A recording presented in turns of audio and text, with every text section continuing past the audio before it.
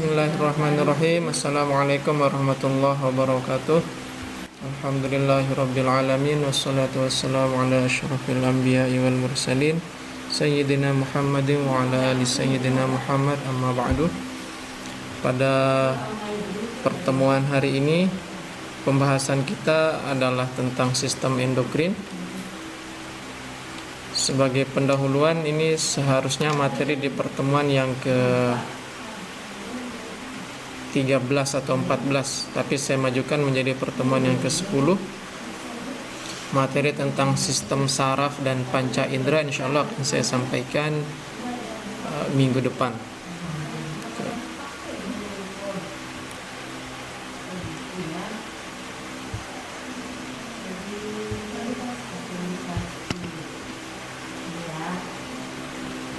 Fokus pembelajaran kita ini ada 4. Pertama, kita akan mulai dengan definisi hormon dan kelenjar endokrin. Kemudian anatomi dan histologinya akan coba kita bahas sedikit. Kemudian ada jenis-jenis hormon atau klasifikasi hormon dan bagaimana mekanisme hormon tersebut berfungsi. Oke, kita mulai dari fokus pembelajaran yang pertama tentang definisi hormon. Ya. Definisi ini saya ekstrak atau saya buat dari beberapa referensi. Mudah-mudahan ini bisa mempermudah dan menyederhanakan makna dari hormon. Jadi hormon itu adalah messenger kimiawi atau pembawa pesan kimiawi pertama atau first messenger yang disekresi oleh kelenjar endokrin atau nama lainnya kelenjar buntu, ditransportasikan menuju sel, jaringan atau organ target, kemudian diproses untuk menimbulkan efek atau aksi atau respon biologi tertentu. Skematiknya seperti ini. Yang warna kuning lingkaran ini adalah penghasil hormon yang namanya kelenjar endokrin. Yang warna hijau bulat ini adalah hormonnya. Kemudian yang persegi panjang ini adalah pembuluh darah. Kemudian yang tanda panah ini artinya hormon ini menuju ke organ target. Organ targetnya yang warna merah lingkaran, terus ada segitiga. Iya.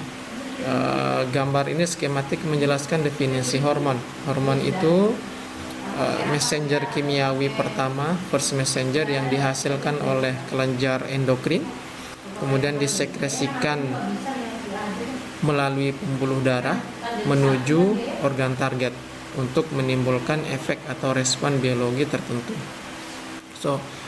Fungsi dari hormon ini sangat banyak dalam tubuh makhluk hidup, bisa mengatur pertumbuhan, terus reproduksi, keseimbangan, metabolisme, penanganan stres, dan lain-lain.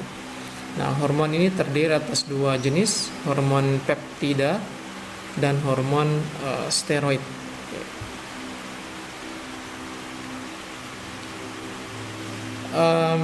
Ini 3 cara, the 3 ways in which a hormone can reach its target cells. Ini ada 3 cara hormon bisa mencapai targetnya. Ya, tadi di slide awal bahwa hormon itu dia berjalan bisa melalui pembuluh darah untuk mencapai target. Namun ada cara lain selain pembuluh darah hormon itu bisa mencapai target. The first is neurosecretory cell.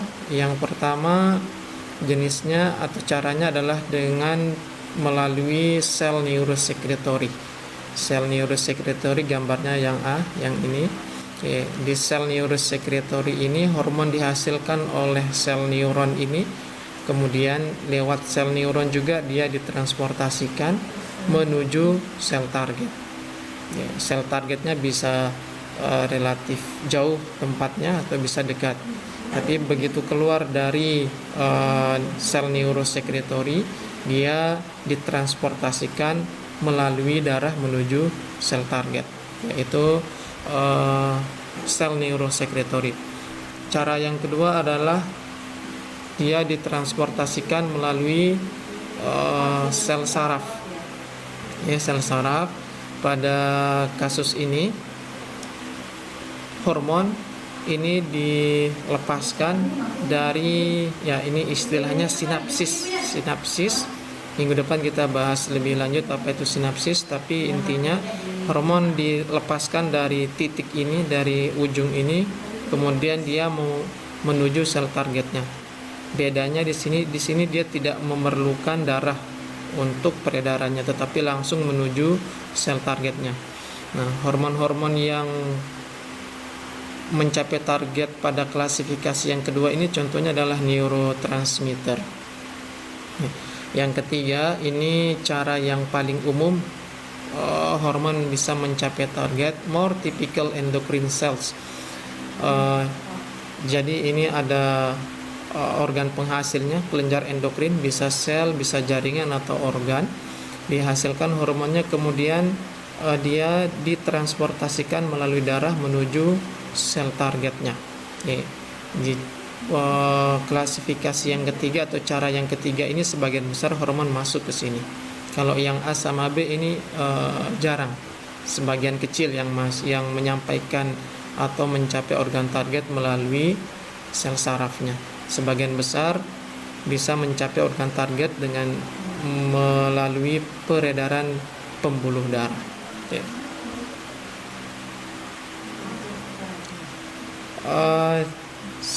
Di slide ini saya menjelaskan perbedaan antara kelenjar endokrin dengan kelenjar eksokrin. Mungkin di SMA atau di SMP sudah pernah mendengar kelenjar endokrin dan kelenjar eksokrin.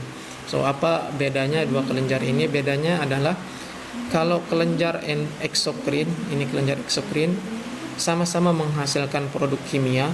Namun yang eksokrin dia menghasilkan produk kimia dan menyalurkannya lewat saluran khusus. Ini sel, ini adalah kelenjar eksokrinnya. Kemudian salurannya yang ini. Jadi sekretnya bisa keluar langsung lewat saluran ini. Ya, contohnya itu kelenjar keringat pada kulit. Itu merupakan contoh kelenjar eksokrin. Nah, kalau kelenjar endokrin ini dia menghasilkan bahan kimia juga yang namanya hormon, tapi dia mengeluarkannya tidak melalui jalur khusus. Kalau ini ada jalur khususnya seperti ini, kalau yang ini tidak. Jadi dia ini langsung disalurkan ke pembuluh darah tanpa melalui saluran khusus.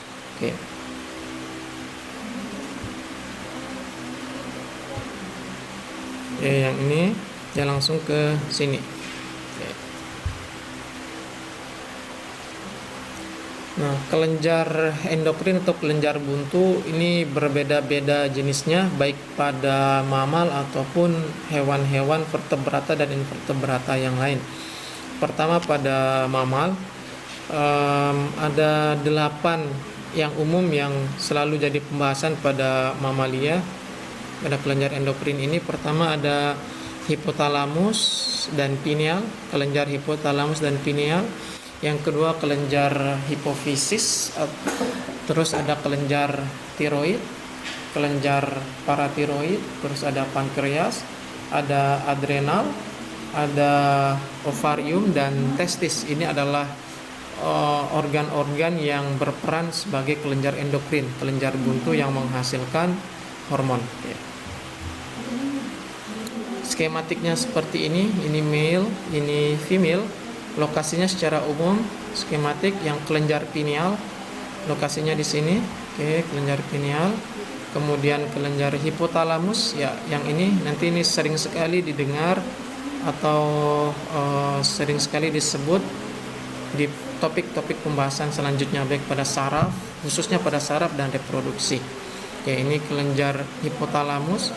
Kemudian di bawah hipotalamus ini ada kelenjar hipofisis di sini, tepat di atasnya atap mulut kita. Kemudian ada kelenjar paratiroid gland yang bentuknya seperti kupu-kupu. Terus ada tiroid dia nempel di kelenjar paratiroid. Terus ada kelenjar timus. Terus ada kelenjar adrenal. adrenal itu terletak di atas ginjal. Oke. Ini adalah ginjal, sedangkan yang ini di atasnya ini seperti topi petani ini ya, segitiga yang warna kuning ini adalah kelenjar adrenal. Kelenjar pankreas ya, yang ini pankreas itu terletak atau melekat di awal usus halus, awal duodenum. Kemudian ada kidney atau ginjal yang berperan sebagai organ endokrin, ada testis pada jantan, dan ada ovarium pada betina. Masing-masing kelenjar endokrin ini menghasilkan hormon yang berbeda-beda dan fungsi yang berbeda-beda pula. Oke, satu persatu akan coba kita diskusikan. Yang pertama, kelenjar hipotalamus ya. Lokasinya di otak bagian tepi atau pinggir ya, yang ini yang warna ungu ini. Oke. Tepat di depannya sumsum lanjutan kita atau medula oblongata. Kalau diperbesar ya skematiknya seperti ini. Hipotalamusnya yang ini, dari sini terus ke sini terus ke sini. Yap. Ini hipotalamus. Kalau yang di bawah ini hipofisis. Oke, hipotalamus ini dia berisi sel saraf sehingga nama lainnya adalah neurosekretori. Fungsinya ini mengontrol sekresi hormon di kelenjar hipofisis. Jadi dia sebagai pengatur utama hormon-hormon yang lain. Organ yang kedua adalah kelenjar endokrin yang kedua adalah kelenjar hipofisis ya. Tadi ini hipotalamus yang di atas, yang hipofisis mulai dari sini. Sebentar. Yap, ini. Terus ke sini. Ini adalah hipofisis ya. Hipofisis. Nah, hipofisis ini ada 3 bagian. Ada bagian anterior atau nama lainnya adenohipofisis, bagian posterior neurohipofisis, dan bagian tengah atau pars intermedia. Oke, ini bagian anterior, yang ini bagian posterior, dan pars intermedia itu yang ini. Oke. Ini pars intermedia. Fungsinya ini mensekresikan hormon pengatur kelenjar endokrin tepi. Kelenjar endokrin tepi ini kelenjar yang ada di bawah selain otak. Dan atau yang kedua bisa menyalurkan langsung hormon dari hipotalamusnya. Jadi hipotalamus menghasilkan hormon langsung disalurkan oleh hipofisisnya. Kelenjar terakhir yang ada di otak ini adalah kelenjar pineal. Hormon utamanya ini melatonin. Melatonin ini dia berperan sebagai antioksidan, meningkatkan imunitas dan lain-lain. Nah, lokasi skematiknya tidak jauh dari hipotalamus, di sekitar hipotalamus yang ini. Oke. Melatonin ini dia mulai disekresi di jam 21.00 sampai 7.30 ya, jam 9 malam sampai setengah 8, khususnya pada kondisi yang gelap ya. Jadi kalau misalnya tidur dengan kondisi lampu menyala, ini melatonin tidak akan tersekresi, sehingga dampaknya imunitas bisa berkurang dan tubuh bisa antioksidannya berkurang, sehingga cepat terkena atau rentan oleh penyakit. Oleh karena itu sebaiknya kalau tidur dimatikan lampu supaya hormon melatoninnya bisa tersekresi keluar. Begitu juga dengan bergadang, kalau tidak terbiasa nanti pasti pagi-paginya pusing. Mengapa? Karena itu gangguan pada melatonin. Nah, turun kita di kelenjar endokrin setelah otak. Yang pertama ini adalah kelenjar tiroid. Ya, kelenjar tiroid lokasi skematiknya seperti ini, dia bentuknya seperti kupu-kupu ya, seperti ini. Di kelenjar tiroid ini dia memiliki 2 sel yang berperan menghasilkan hormon. Sel pertama itu sel folikel ya, yang ini sel folikel. Kemudian ada sel parafolikular yang terletak di luar sel folikelnya. Sel folikel ini dia menghasilkan hormon namanya hormon tiroksin. Ya, ini fungsi dari hormon tiroksin ini mempengaruhi metabolisme dan pengaturan suhu tubuh. Jadi kalau suhu lingkungan turun, tiroksin berperan untuk menaikkan atau menjaga suhu supaya tetap dalam ring normal. Sedangkan yang sel parafolikular atau dikenal dengan istilah C cell atau sel C menghasilkan hormon yang namanya tirokalsitonin. Fungsinya untuk menurunkan kadar kalsium di dalam darah.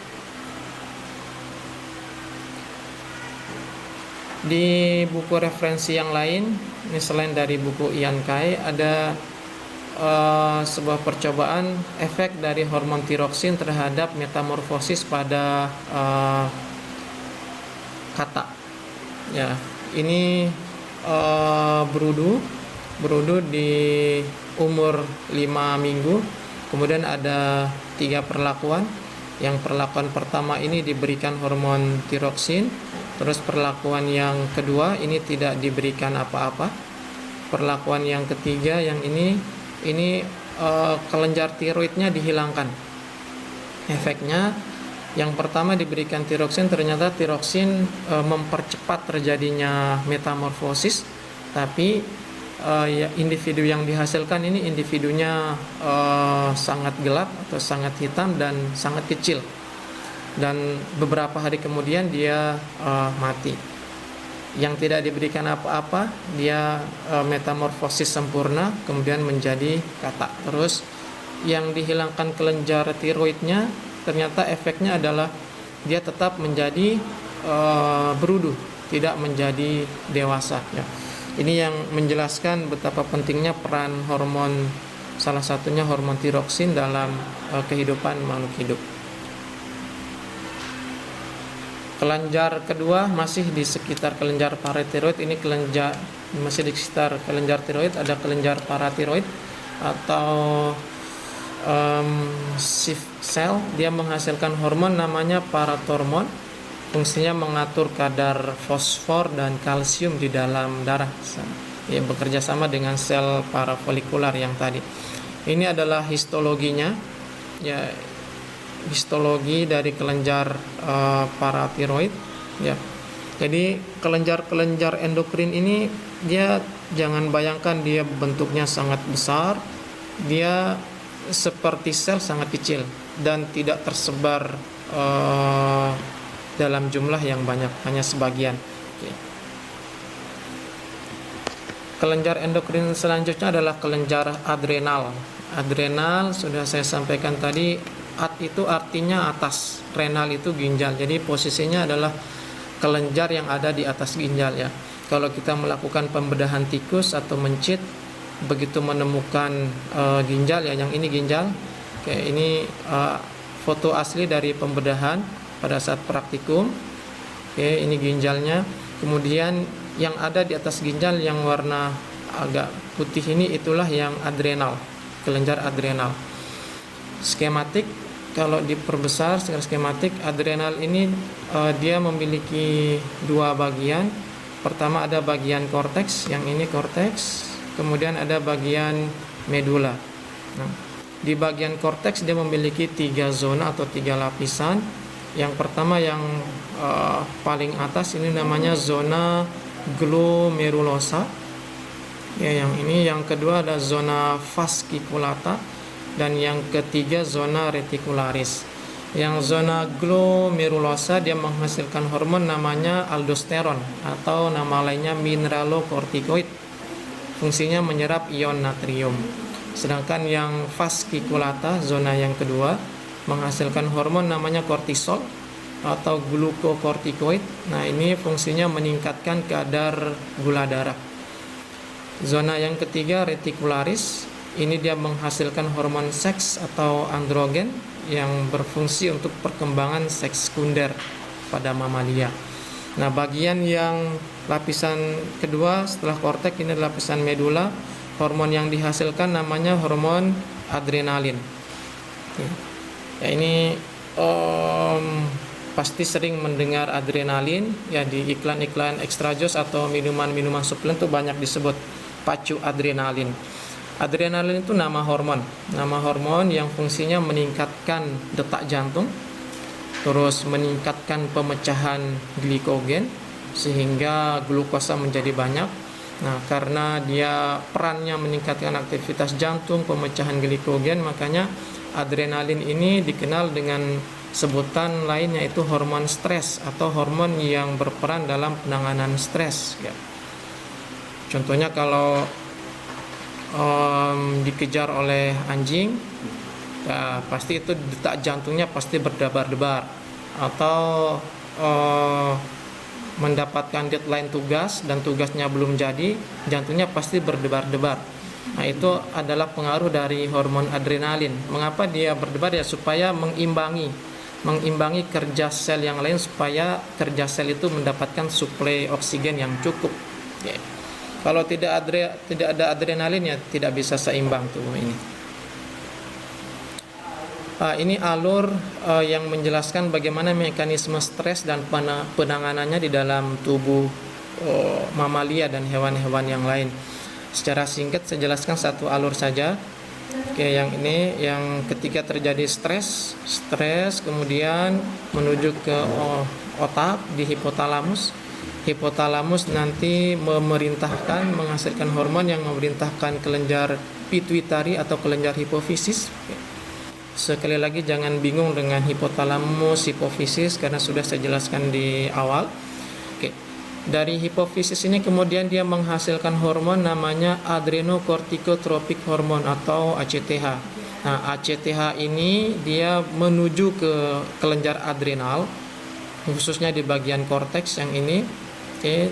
Kemudian dia memicu pelepasan hormon mineralokortikoid dan glukokortikoid. Oke. Ini yang hormon-hormon ini berperan dalam menghasilkan atau memperbanyak glukosa di dalam tubuh. Contohnya yang tadi ini, yang glukokortikoid ini atau kortisol, dia meningkatkan kadar gula darah. Mengapa ketika stres kita memerlukan gula darah yang cukup? Ya karena ketika stres kerja dari sel-sel tubuh itu lebih meningkat. Karena kerjanya lebih meningkat, maka suplai glukosanya harus banyak. Oleh karena itu dilepaskanlah hormon glukokortikoid supaya pemecahan glikogen menjadi glukosa menjadi lebih banyak. Jalur kedua dari hipotalamus kemudian menuju ke sistem saraf simpatik, kemudian menuju ke adrenal, kelenjar adrenal di bagian medula. Nah, di medula inilah dia menghasilkan hormon adrenalin. Hormon adrenalin ini nanti akan memicu kerja dari atau mensuplai kerja organ tubuh yang lain, contohnya otak, terus muscle action, ini aktivitas otot, terus ada jantung, paru-paru, usus, kulit dan lain-lain. Oke, kan kalau orang stres ini semua organ tubuh bekerja lebih keras atau lebih tinggi dibandingkan kondisi yang lain. Oleh karena itu adrenalin berperan untuk menyediakan bahan bakar supaya otak dan lain-lain ini bisa tetap bekerja. Oke.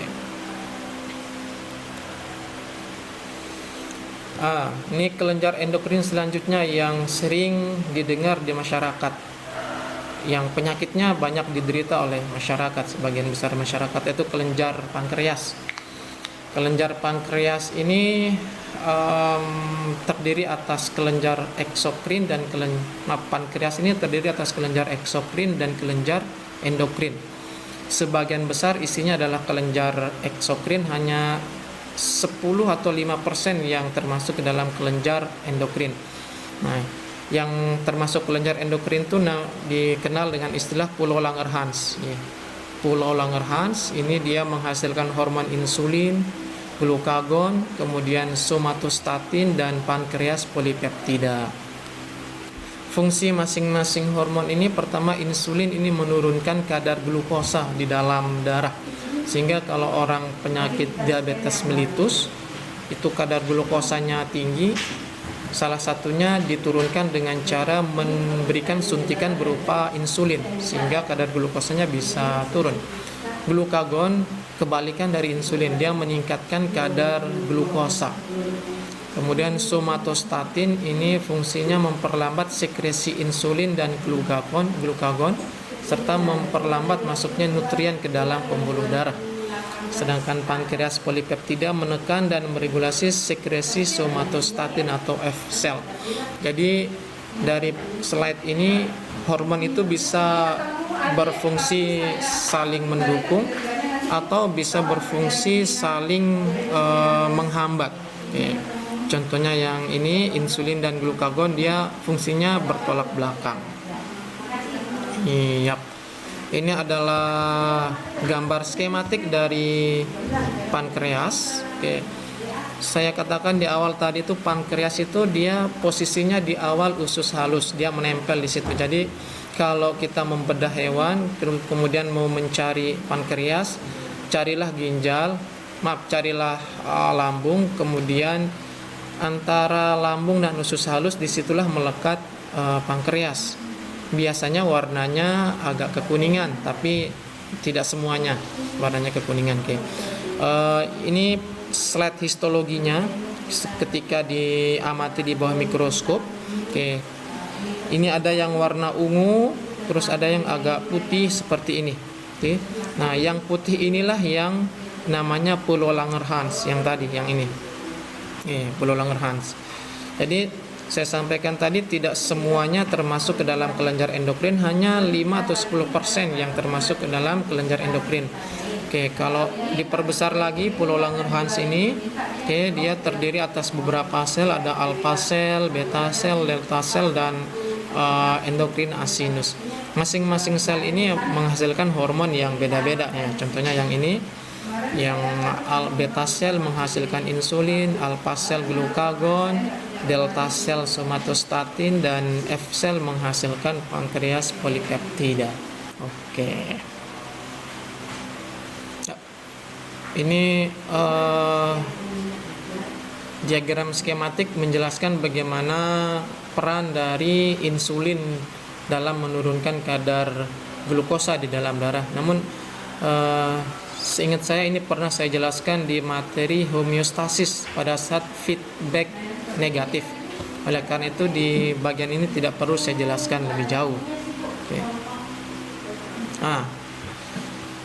Untuk kelenjar endokrin ovarium dan testis nanti akan kita bahas di reproduction system atau sistem reproduksi. Di situ nanti kita bahas semuanya tentang ovarium dan testis.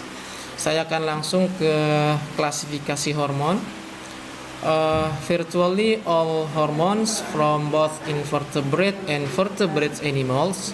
Secara umum semua hormon baik pada invertebrata dan vertebrata fall into one of three major classes. Diklasifikasikan pada salah satu dari 3 kelompok hormon. The first is peptides or proteins. Yang pertama adalah hormon protein, hormon peptida. Yang kedua amino acid derivatives. Yang kedua adalah hormon turunan asam amino. And the last is steroid hormone. Dan yang terakhir adalah hormon steroid.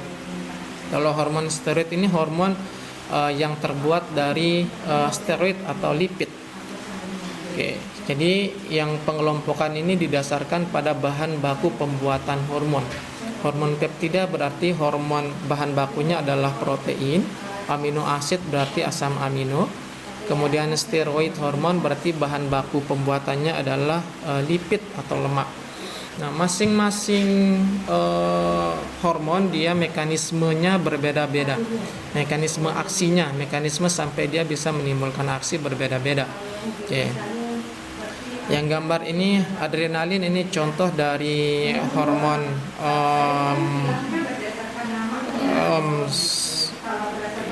hormon peptida.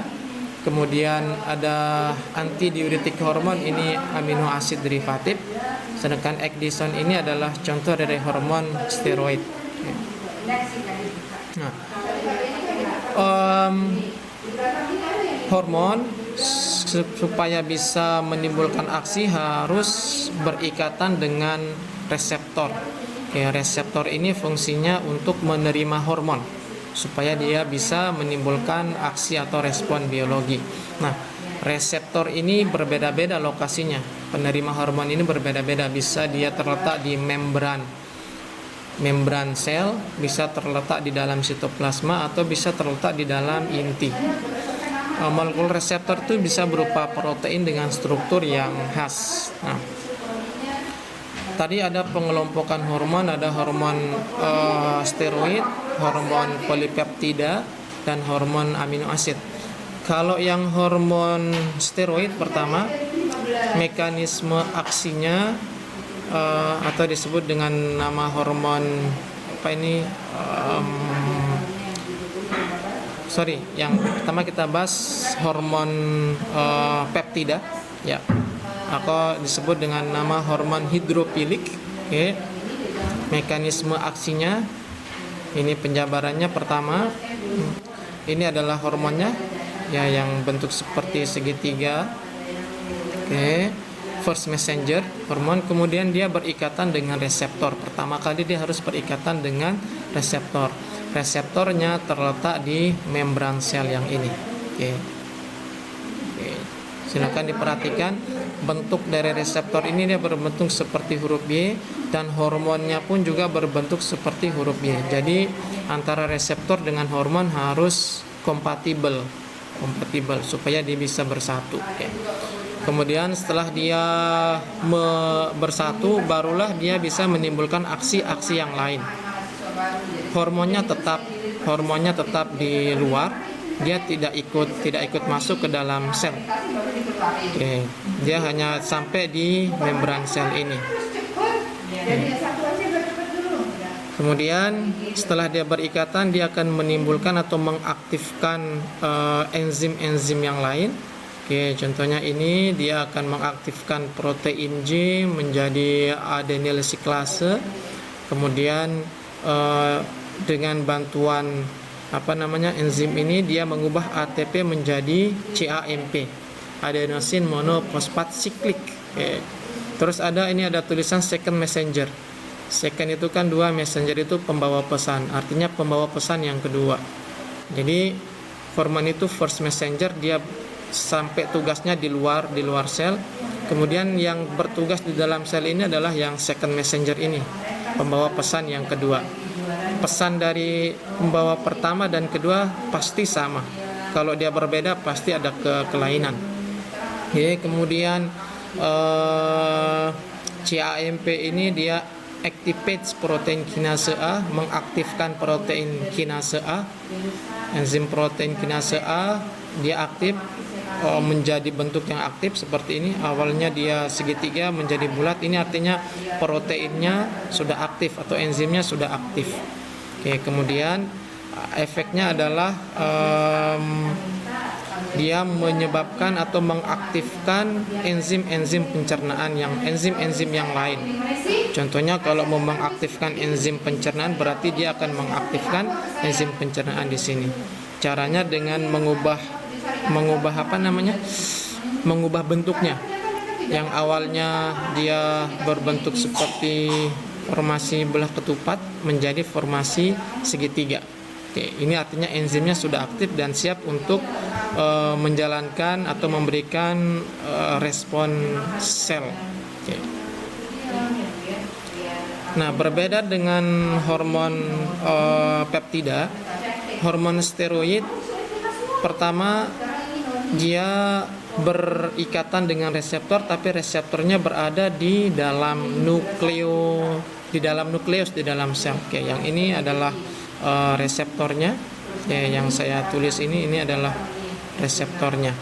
Jadi dia berada di dalam nukleus, di dalam inti, bukan berada di membran atau di sitoplasma. Itu bedanya. Jadi hormon yang steroid dia langsung masuk ke dalam sel. Mengapa bisa langsung masuk? Ya karena susunan dari membran sel itu kan dia lipid bilayer. Dia tersusun atas lipid sehingga dia bisa langsung masuk menembus ke lapisan lipidnya. Beda dengan yang protein tadi, karena dia bukan lipid, jadi dia tetap berada di luar sel. Nah, kemudian setelah dia berikatan dengan reseptor di dalam nukleus, di dalam inti sel, kemudian dia akan mempengaruhi dari kerja DNA.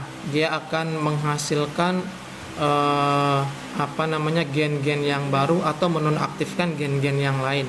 Jadi dia efeknya adalah mengaktifkan atau menonaktifkan aktivitas sintesis protein pada DNA. Nah, itu klasifikasi hormon dan mekanisme aksinya. Ini pembahasan terakhir, maaf ini bukan terakhir, kayaknya ada yang lain nanti. Tentang sekret. Sekret itu bahan atau senyawa kimia yang dihasilkan atau sinyal kimia antar sel. Sinyal kimia yang digunakan untuk berkomunikasi oleh sel. Jenis-jenis sekret ini ada 6 yang saya tulis ini. Pertama ada autokrin namanya, parakrin, ada hormon termasuk salah satu sekret, neurohormon. Ini hormon yang dihasilkan oleh sel neuron. Terus neurotransmitter, ya ini hormon yang dihasilkan di sinapsis atau di ujung akson. Oke. Contohnya asetilkolin dan epinefrin. Kalau autokrin ini sekret yang disekresikan oleh sel kemudian mempengaruhi sel yang memproduksinya. Contohnya prostaglandin. Kalau parakrin disekresikan oleh sel dan mempengaruhi sel yang ada di dekatnya. Ini contohnya yang autokrin dan parakrin. Jadi ini sekretnya sel hormon, kemudian dia mempengaruhi sel yang menghasilkannya. Kalau parakrin ini penghasilnya, kemudian dia mempengaruhi sel yang lain. Nah, sekret yang keenam itu feromon namanya. Oke, di buku referensi utama dikatakan di situ feromon secreted into the environment. Feromon ini disekresikan ke lingkungan, influence physiology and behavior of other individuals.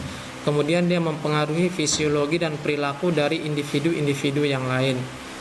Jadi yang mensekresikannya adalah individu yang lain, salah satu individu, kemudian yang menerima dampaknya adalah individu yang lain. Sex pheromones atau pheromone sex are released by humans and many other animals. Okay. Feromon ini dilepaskan oleh bisa manusia dan oleh banyak hewan yang lain. Okay. Salah satu fungsinya adalah memicu terjadinya perkawinan pada hewan.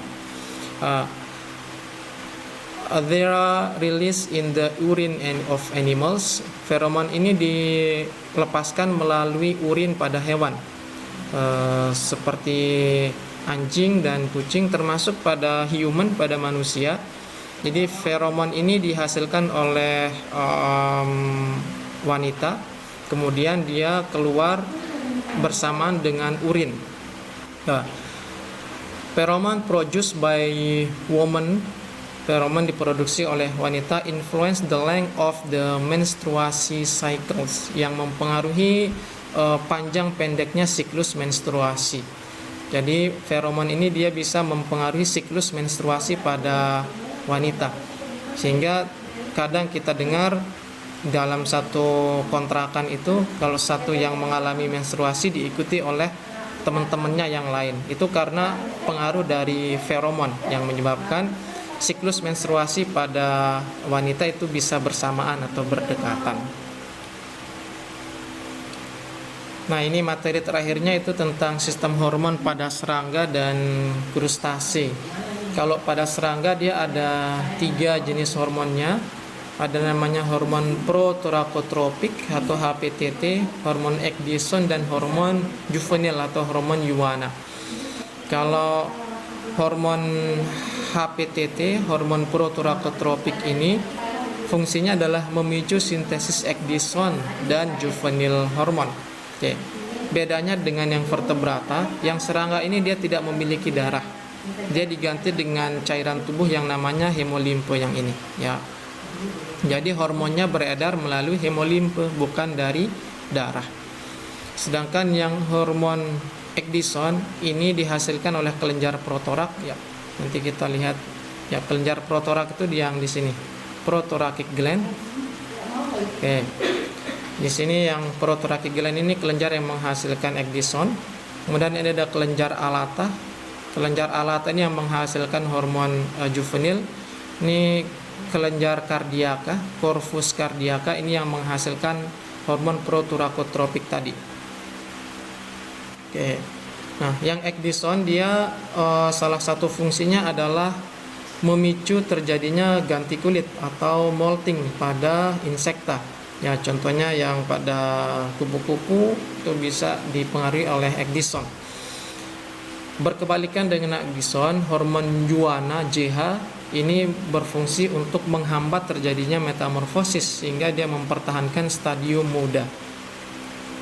Ya, ini sudah tadi.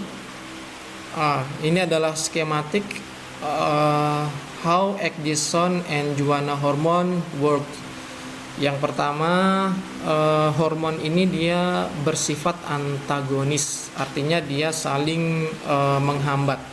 Kalau ada satu yang levelnya tinggi atau konsentrasinya tinggi, dia akan menghambat hormon yang lain.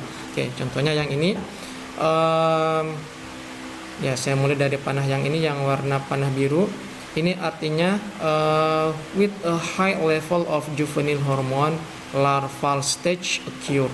Ketika level dari hormon juana itu tinggi, dia tetap menjadi larva, tetap seperti ini. Tidak bisa berkembang menjadi kupu-kupu. Namun ketika with a low level of juvenile hormone, pupation occurs. Ketika juvenile hormonnya rendah, kadarnya rendah, maka terjadi pupa, terbentuk pupa, dan terbentuklah kupu-kupu dewasa. Ketika dia rendah juvenilnya, ekdisonnya yang tinggi. Ekdison brings about molt and maturation. Jadi ekdison ini dia menyebabkan terjadinya molting dan terjadinya maturasi atau pematangan organ-organ tubuh yang lain. Jadi dia saling berkebalikan. Pada krustase atau udang ada dua hormon yang biasanya menjadi topik pembahasan pada pertumbuhan dan ganti kulit, yaitu hormon ekdison dan hormon MIH atau molt inhibiting hormone. Sama, dua hormon ini pun juga dia bersifat antagonis, jadi saling menghambat satu dengan yang lainnya. Yang MIH ini fungsinya untuk menghambat terjadinya ganti kulit, sedangkan yang ekdison dia fungsinya memicu terjadinya molting. MIH ini dihasilkan oleh organ X, ya, yang ini yang ada di pangkal mata. Jadi ini adalah matanya. Di pangkal mata itu ada namanya organ X yang menghasilkan molt inhibiting hormone. Sedangkan di bagian torak, ada organ Y, yang ini organ Y yang fungsinya menghasilkan ekdison. MIH menghambat molting, sedangkan ekdison dia memicu molting. Nah, ini histologisnya, bagaimana bentuk aslinya sebenarnya organ Y dan organ X itu, ya. XO ini organ X, jadi bentuknya seperti titik saja, namun efeknya sangat besar pada perkembangan hewan. Ini sinus gland ini jalur untuk menyalurkan hormonnya. Kemudian ada organ Y, YO, yang ini organ Y, ya, cukup besar di torak, di bagian torak seperti ini. Ini sudah tadi yang bersifat antagonis. Ketika MIH tinggi, ketika MIH tinggi tidak terjadi molting, namun ketika MIH-nya sedikit, molt inhibiting hormonnya sedikit, ekdisonnya tinggi, terjadilah molting. Baik, itu yang bisa saya sampaikan. Jika ada pertanyaan silakan bisa ditanyakan lewat grup. Sekian dan terima kasih. Assalamualaikum warahmatullahi wabarakatuh.